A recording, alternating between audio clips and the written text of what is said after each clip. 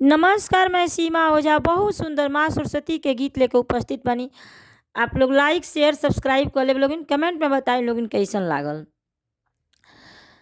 हाथ जोड़ी मथवा नेवाइले, फूलवा चढ़ाइले, मैया गाइले राउर गुण गान पूजन दीन आइले,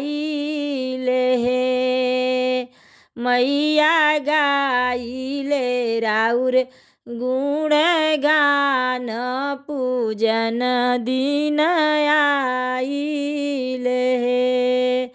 हाथ जोड़ी मथवा नेवाइले, फूलवा चढ़ाइले, मैया गाइले राउर गुण गान पूजन दीन आइले। गंगा ही जल पौआ पखारिले, आरती उतारिले, मैया गाइले राउर गुण गान पूजन दीन आइले।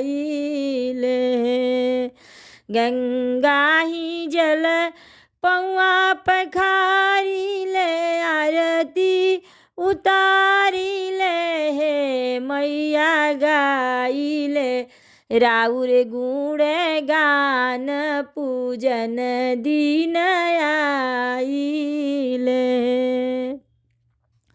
धनी धनी धरती के भगियात मैया जी आइले, मैया पूजिले सुबह शाम आरती उतारिले।